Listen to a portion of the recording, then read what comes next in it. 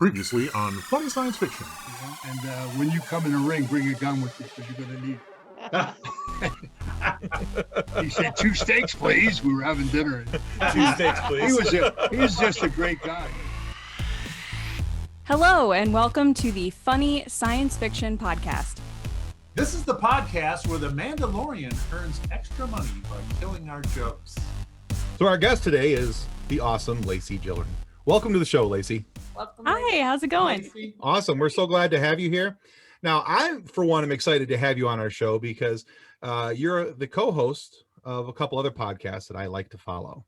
So that's excellent. I'm glad you're listening. That's cool. Yeah. So I listen to the Resistance podcast, the Resistance broadcast. Let's say that properly.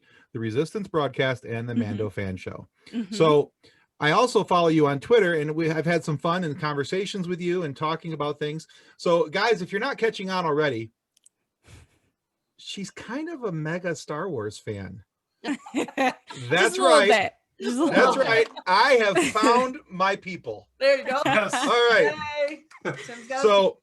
So Lacey, let's do some chatting, and then at the end we're going to have a fun but yet challenging Star Wars trivia game. There might even be some prizes attached. Oh, great. So now I have to ask, because the first thing I saw when I looked you up and started researching was your tagline, the girl that always tries to work Star Wars into the conversation. And of course, my mind went all kinds of weird places. Now, what is the most awkward conversation that you can talk about that you've managed to work Star Wars into? Like, you know, is it a funeral or something? Funeral. I mean, there's a time and place to talk Star Wars. It's Right? more like no matter where the conversation is, whether I'm at work or wherever, it always devolves back to Star Wars. I wouldn't say like, I'm like, oh, I'm so sorry, so-and-so passed. By the way, have you seen the latest episode of Mandalorian? I think the probably funniest, I would say awkward thing was I was my husband's sister's maid of honor. So my sister-in-law's maid of honor last year. So I had to give a speech at her wedding. And so, you know, I started the speech off with, hey, I'm Lacey. You probably know me because I'm married to Matt, but also I'm like a huge Star Wars fan. And then I wrote a couple sentences in being like, you know, I don't think we should underestimate how the saga's coming to an end, because this was on December 13th. I was like, in like 3 days, the saga comes to an end. And like, this is the culmination of 42 years. And everyone in the room was just like, and like even someone I remember the table next to me, I just heard went, oh no. And like, that's when I knew. I was like, okay, I'm just kidding. Stepped over the Just line. kidding. But Oh, yeah, that's funny. I would say that's probably like the weirdest one that I've had someone like kind of cringe. We'll keep But it up. It sounds enjoyable. Well, wonderful. So now here's a question that came up on our Facebook group, and I wondered what your answer might be to it. And so I put this in the Star Wars setting. Now you've been kidnapped. You're being held in a Genosian containment field. There might be torture involved. We won't get into that. Now, who do you hope comes to rescue you? What and from which movie show? so it depends. If there's a plan, then Luke Skywalker / Obi-Wan Kenobi, because they're very good with plans. There Okay. you go. If there's no plan and it's just like, we're doing this, then Han Solo, because he Right. somehow always gets out of it. So it depends on that situation. All right. Now, which Han Solo, the young one or the older one? Hey, no, don't besmirch it. Come on. I would say, well, okay. I would say young Han Solo, either Alden or Harrison, because older is kind of just like probably grumpy, and he'd just be like, oh, this is too much. This is too much work. Too much trouble. She can stay in the, a little torture probably improve her character, It's right? not going to hurt Yeah. anything. Yeah. I love, Lacey, that you're sitting in front of your cool, I know it's not a backdrop, your collection. I think that's really, really cool. I was wondering if you have any Star Wars Barbies or the Lego sets. And can we Lego see sets. more of your collection? Anything you want to show off? So I have like a little mini Lego kind of kit that someone gave me that they put together because I'm not talented whatsoever when it comes to Lego. Okay. So I'm not the person for that. Barbie doll wise, I have all the Forces of Destiny dolls that came from that line with Jyn Erso and the 2 Rays and the Leias and stuff like that. Wow. Yeah. Awesome. I have stuff from all different sections of the collection world. Yeah. They have some neat Lego sets too. They have the They whole do. cantina. Yeah. Yes, that's So the one that's like 3,187 pieces. Yeah, I think so. Are Yeah. we able to see So- any more of your collection? Do you have a favorite piece back there? So it's kind of just like all over the place. It goes all the way up. Oh wow, that's really Yeah. cool. So, my favorite piece is probably I have a Last Jedi poster that I got from Celebration 2017 that Nice. I ran into Mark Hamill in the airport and he signed it. Oh, awesome. So I would say that's my favorite piece, There you or go. my sign Yeah. You signed what? Finn figure. I have a John Oh. Boyega signed figure. Oh, Very that's cool. Yeah. Great. No, that's really cool. I instantly had a moment of fanboying as soon as you said you got Hamill to sign it. I'm like, ooh. I had a moment of fangirling. So I bet. I worked for Star Wars Celebration for a couple of years, and then my career took me elsewhere. But when I got to go to Celebration in 2017, I went as a fan. Not that I wasn't a fan before, but like just as a fan, I wasn't working. Sure. And I was in the airport, and I had Ray hair in, and a Lucasfilm sweatshirt on, and like was all Star Wars out going home. And the person from TSA comes up, and she leans over. She goes, "So do you like Star Wars?" And I was just like, yes, I do. And she was just like, okay, well, don't look over there. That guy that's like the main guy, like Luke is over there. Awesome.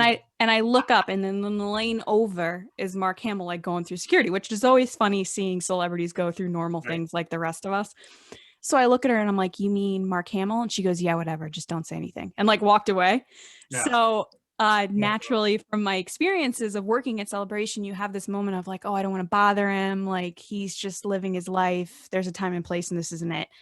So in my frazzled, high elevated, started sweating state, I got on there's like trams in the Orlando airport. So I Right. got Yes. on the wrong one, Oh, realized it, came back. And when I came out, it was fate. He was sitting there and he was signing autographs for people.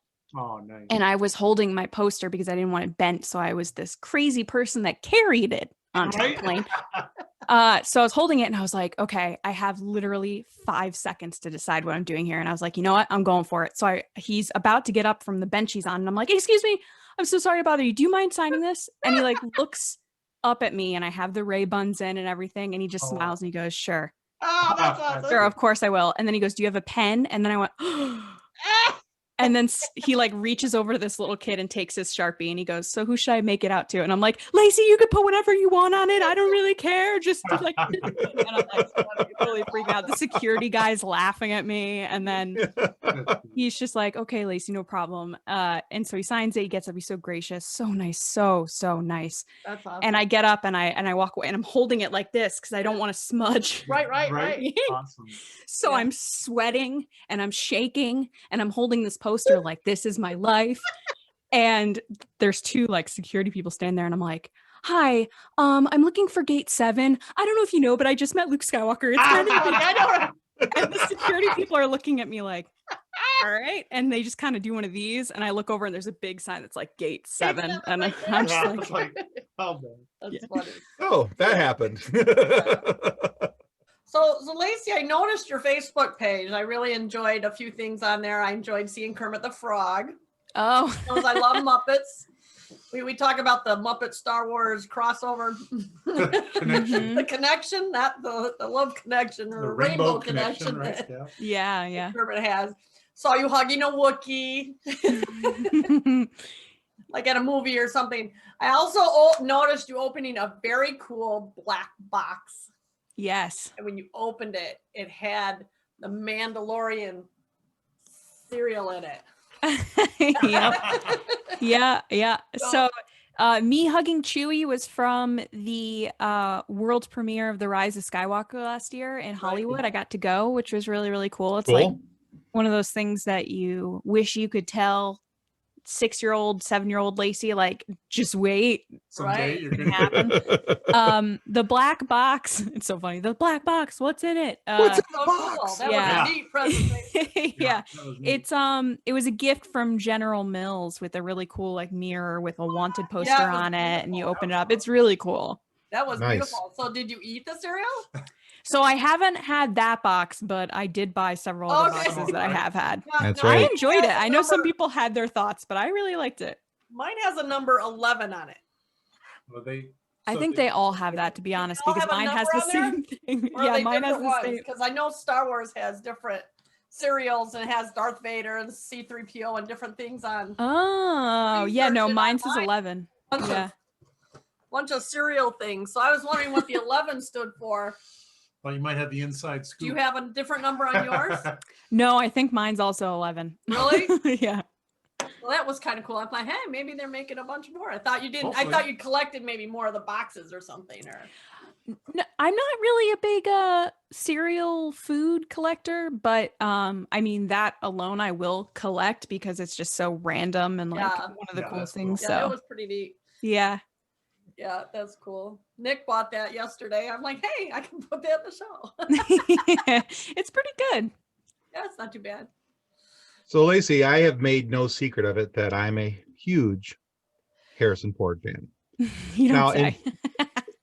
In fact, one of my sons, his middle name is Harrison. Oh, that's cute. Yeah, he not sure yet, but I thought it was. Now, in talking with another guest that we had on the show, we talked about the movie Solo, and the initial reaction that many of the fans had with it, which included my reaction, I was a little sour about the film. Sure. Although I have to admit, I am coming around to it. I've watched it a little more. I watched it through a different perspective, and that helped me to enjoy it. I looked at it as more of a heist film, as it was suggested, and I thought, you know what, that actually makes more sense now. But now you and your co-host have openly campaigned for a Solo 2. So what's the draw to you for Solo, and why does it deserve a sequel? So, yeah, that all started. We saw Solo on opening night, and really, really enjoyed it. I wasn't someone that left it being like, oh, I don't know how I feel about that, but I understand that fans have a view of Harrison Ford as Han Solo, like literally one of the most iconic cinematic movie characters, and I totally get that. I think it's because I went in with the expectation of knowing, hey, it's not going to be Harrison and he's not going to be doing an impression of Harrison, that I was able to kind of step outside of that. But I understand why people have such a strong connection to Han Solo and why Alden isn't that for them. That being said, I think, Solo kind of got a bad rap. It came off of several months after The Last Jedi, which was very divisive, and people had their own opinions on whether they liked that or not. That might be an understatement. Which is fine. Everyone is open to their opinion, and that's kind of absolutely. Yeah. what makes fandom so awesome, is because everybody thinks differently. If we all thought the Sure. same, it wouldn't be very fun. More No. collectible. Yeah, I think the marketing was terrible for it. All they really did was Denny's. Like, they didn't do any marketing for this movie, and I don't know what happened, which I'm assuming is part of the problem because they had to basically reproduce the whole film twice. Yeah. And then it came off of 2 crazy weekends. It had Endgame, and then it followed Deadpool 2. So any fan like myself who's a fan of everything, like, yeah, you're going to see everything. But if you're picking and choosing movies, you're going to go see Avengers over Solo. That's just Right. how it's going to go. Right. So what happened was we saw it. We really, really loved it. September rolls around where the DVD was coming out. And John Hoey, one of our co-hosts, was saying how much he loved it, and we agreed. And he said, you know what, why don't we make a t-shirt that says Make Solo 2 happen? Because it was kind of this tongue-in-cheek thing where he was like, it's probably not going to happen, but we really love it, so why don't we do it? Sure. And so that's where Make Solo 2 happen. And then following year after Celebration, at Celebration, we all wore our t-shirts on the same day and tweeted a picture out, and we're like, hey, we want to make Solo 2 happen. We'd love to meet anybody that wants to do it. And John Kasdan, who's one of the writers of the film, Lawrence Kasdan's son, was like, hey, make sure you go find these people, like the producers there at Celebration, like, love your shirts, all about it. Right? So then come May, of 2018, we were kind of deciding like, hey, what should we do? What's kind of going on? I was like, you know what, why don't we make a day of it, like where we just talk about how much we love Solo. So we thought that it was going to be us and like 20 people talking about this movie based on your own reaction, where you're like, I don't know how I feel about it. So we thought it was going to be us and 10 people being like, hey, we like Solo, like over in the back of the room. And we woke up that day. I'm on the East Coast in the US. And we woke up at 8 a.m. that day to 8,000 tweets. Wow. Yeah, Whoa. about Make Solo 2 happen. And then we found out it was trending and it got the attention of Ron Howard and John Kasdan and all these people at Lucasfilm. And we were like, hey, there's something here. Yeah. And I think it's one of those films that's really grown on people, like you said. I think they kind of had their own feelings from The Last Jedi and whatnot, and they kind of got brought over to Solo. But if you look at Solo for what it is, and the characters that were introduced and the storyline, it's just the start of a story. And there's so much to come. And I think that's why, rumor has it that it was originally supposed to be a series of 2 or 3 films. Yeah, So I heard there's that so too. much more to see. I personally really want a Jabba puppet. Like, bring back the puppet. That's what I want. And that's where he was going. So it's one of those things like, why wouldn't you do it? It's so there. And with, the introduction of The Mandalorian and Disney Plus series, it makes sense that it could be a really cool Disney Plus series, which we've been saying for a while. Yeah. And you could bring in Kira and Enfys Nest. We call her Enfys Best because she's like the best character. But yeah, no, there's just so much there that you can do. And I think that's why we really want to see it. And despite what your thoughts are on the sequel trilogy or the saga trilogy, the prequels, whatever, you can appreciate Solo just for what it is. And I think that's why people have grown to love it. That's cool. No, that's a great answer.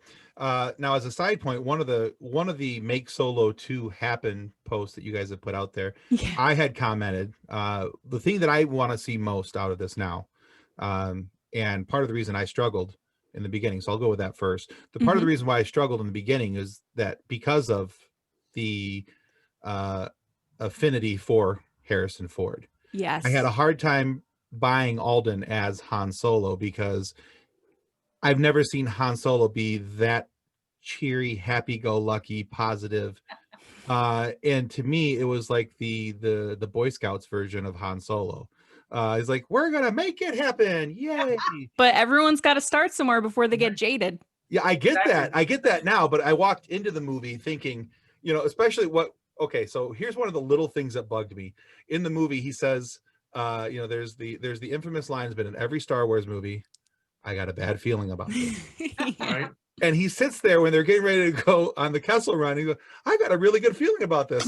In the middle of the movie theater, I'm like, no. So yeah, I'm one of those guys that yells at the screen. It's just my thing. Yeah, but it's definitely one of those things that Alden has said, hey, the interesting thing is from the beginning of the movie to the end of the movie, you see that where he is at the end of the movie is the Han Solo that you know. He's that jaded guy that's been betrayed by like 4 people in the span of 3 hours. Right. It definitely, there's a definite trek there, a trajectory of his character. And that's what took me a little while to come around to. But now here's what I want to see in Solo 2 or a Solo TV show. Yeah. Because we see what's happened with The Mandalorian and the awesomeness that Filoni and Favreau have put out with that, tying people into Star Wars lore, into previous shows, and tying the something common with the something uncommon. And I think that's been awesome that they've been able to do that. I want to see what happens after Kira goes to see Darth Maul. I want to see what happens with the crime syndicates. I want to see, with Enfys Nest and all this and how this all ties together. And because again, in the one thing about that movie that I saw when I was at the theater, they brought Darth Maul back, robot legs and all, and I'm like, yes, Darth Maul. And Sam Witwer, yeah. Yes, exactly. Sam, oh man, he's awesome. So, but yeah, so that's where I was at with that. Well, that's where they were going is, the first Make Solo 2 happen day, because unfortunately now there's been 2 because they haven't done it yet. But the first one that we did in 2018, John Kasdan tweeted out 3 symbols and said, hey, the crime syndicate war is just beginning. Like, there are stories to be told. So they have that underworld crime syndicate storyline to tell. So I'd love to see it in a series. Yeah, no, I think Ron Howard did what he could with what he had in the first movie. And I think he did, looking back on it now, I think he's done a very good job with it. Yeah, It took yeah. me a while to get there, though, to get past the fact that Alden is not Harrison Ford and that he wasn't what I saw through my own little rose-colored glasses. So it took me a little bit, but I got there. Just remember So- that they saw over 3,000 people. He was the first person they saw. They saw 3,000 people. He's the last person they saw, and that's who they chose. I'll go with that. Okay. And physically, I bought him as a young Han. So, Yeah. Yeah. he had enough characteristics that I could identify with. You can see the jump between the two. Yeah, absolutely. All right. So this question comes from our Funny Science Fiction Facebook group members, John and Kathleen Wass. They ask, you're hired to do a bounty and there's a Camtano waiting for you.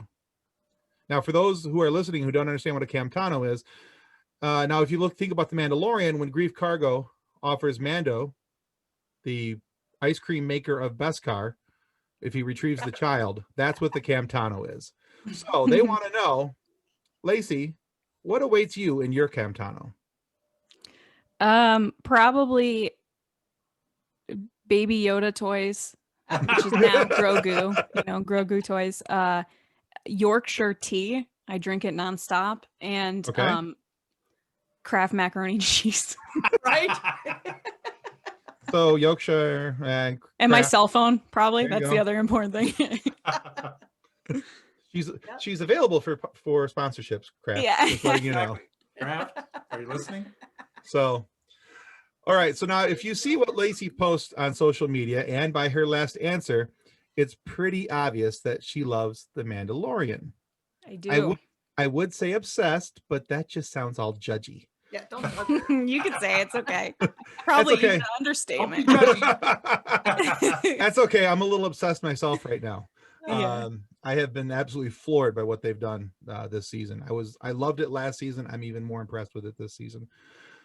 Now, with that in mind, what's one prediction that you have for season 2 of The Mandalorian? Keeping in mind for our listeners that we have just seen chapter 13, The Jedi, the live action reveal of Ahsoka Tano. So cool. So cool. The talk of Thrawn. So cool. Yeah. So what do you think that viewers should be looking out for?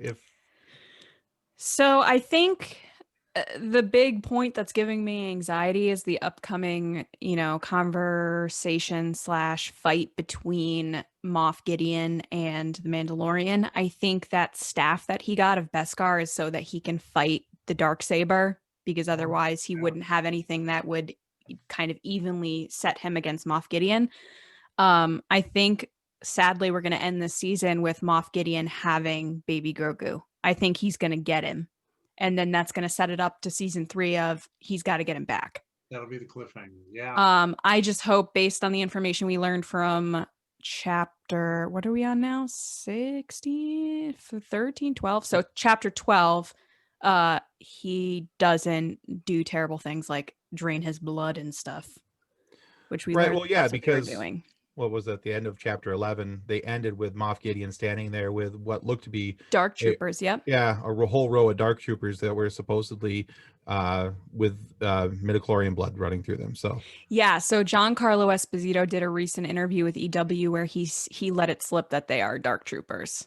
yeah, because I had to replay that scene like 2 or 3 times. And Yes, pause because it they and kind of slow- sneakily hide it. Yeah. Yeah, and it was kind of so I'm over there like with my remote going slow, and because at first I saw him and I'm like, oh my god, is that a whole roll of Darth Vaders?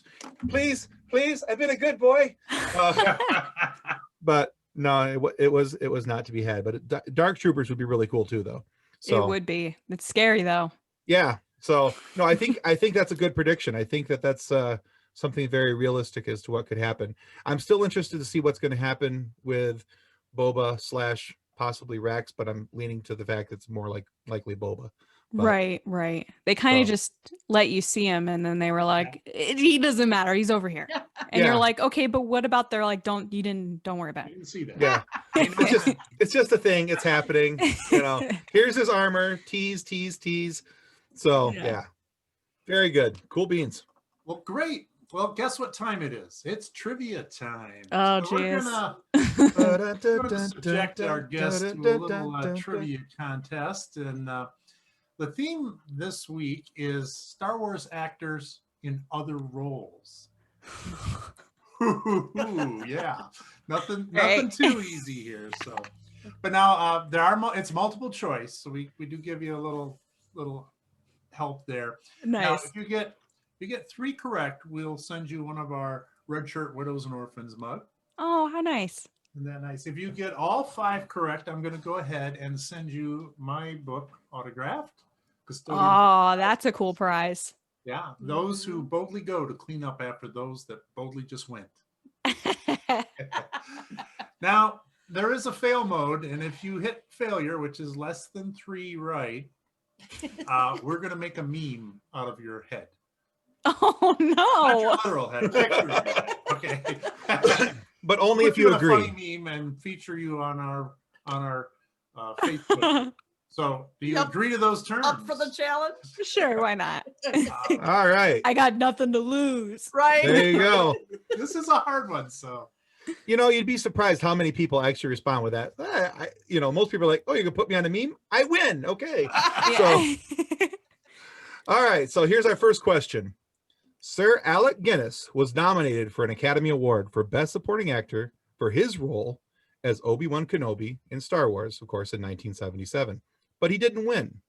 However, he had already won an Oscar as Best Actor in 1957. But for which role? Was it Professor Marcus in The Lady Killers, Prince Faisal in Lawrence of Arabia, or Colonel Nicholson in The Bridge on the River Kwai? The bridge one. Oh, good. I didn't even have to whistle for you. Got it. We were going to whistle the tune. I was going to whistle the tune. Just Whistle the tune anyway. All right. Wow. So All right. you got the first one. These are tough. That was one of the hard That ones. All right. Now, Let's Anakin the Skywalker's actor Hayden Christensen ironically got his big break in which Fox Family Network TV series about a progressive school for teens at risk? Was the name of the show 1, Higher Ground, 2, What I Like About You, or 3, Shattered Glass? The first one. Higher Ground? Yeah. Do you get the irony? Do you see the irony of this whole thing? I just know because Shattered Glass is his movie, so it's not Right. that one. And then Yep. What I Like About You, I think, is a song. Yeah. I know. That's what It I was thinking. another obscure show from the time. I did. So all right. Well done.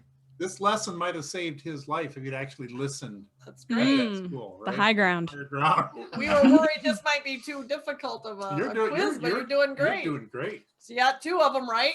So David Prowse, who recently just passed away, played Darth Vader, as we all know. In addition, he played in a number of other movies and TV shows. However, he also had a part in what major motion picture from 1971? Was it 1, Escape from the Planet of the Apes, 2, A Clockwork Orange, or 3, The Andromeda Strain? Oh, jeez. I'm going to go with the first one. Planet of the Apes? Yeah. No, sorry. He actually appeared in A Clockwork, Clockwork Orange. He Orange. was Julian. You know what? I was thinking it was that one. I'm thinking I couldn't imagine, picture him in the movie, but I'm like, okay, what are the years of these movies and when? Yeah, yeah, I yeah. was So that getting ready was, to give you a hint there. and he but- actually, his face and everything, he was, in the show, he wasn't Nice. in a suit or anything, so it was kind of neat. All right. Now, the man whose last name I can never pronounce also played Han Solo in the movie Solo. Alden Ehrenreich. There you go. Henrik. There. Now, he also played the role of Ethan Watt in what 2013 American romantic gothic fantasy film? Was it The Host? Beautiful Creatures. And done. Okay. Got it. Awesome. That's tough. I Yeah. only right. know that because I've seen it, and I remember when he Aha. got cast as Solo, I was like, I've seen him before. Nice. And then I was like, oh wait, he has a Southern accent in the thing. That Awesome, yeah. Well, you got 3 right so far. So Yeah, we're yeah. good. yay! I don't have to be a failure. No, There you go. Okay. failed. You've not failed yet. We still All got room right. to get go for the book. All right, now here we go. 1973, Harrison Ford also appeared driving a hot rod in another George Lucas film as the character Bob Falfa. Not Baba Falfa, but Bob Falfa. The film also starred Ron Howard. Or American as he's known Graffiti? as. Yep, you got it. She You doesn't know even it. give us We a don't chance even- to read the clue. Was it Happy Days, Love American Style, or American Graffiti? You got it. Okay. She's so like, since clues? you I got- don't need no stinking clues. Since you got 4 right, we'll give you a bonus Got question. a bonus question see if we can to get see if you we can that get you book. qualified. All right. Samuel L. Jackson, aka Mace Windu, also played FBI agent Neville Flynn in what 2006 movie set on an airplane? Snakes on a plane. Doesn't even give us a chance to read our Snakes things. on a Right, plane! I saw that in the movie theater and I regret it so I know, right? I'm like, I don't even want to see that movie. Well, It's been on TNT, I think, at least a half dozen times, and I have successfully avoided it each time. every time. Oh. yeah. Jeez. Well, you won not only the cup, but also an autographed copy of my book. Yay. Cosmo. All right, well done, That was Lacey. great. Well done. You did You- great. you See, and I impressed thought that us. was going to be hard, and you only Very you were impressive. on the right track with that. I have a lot of useless information in my brain. Yeah, you did And great. it paid off. And it paid off. It's not useless anymore. It's only useless if it can't come to use at some point in your There you life. go. So, That's why we have these trivia contests. So we can make use of some of this trivia we have floating around in our brain. That was great. I'm glad you got that. That was awesome. all right, Lacey, we thank you so much for being on our show today. What we want to make sure that people can find you and your other podcasts and things that you've got going on. So where is the best place for people to look for information about Lacey Gilleran?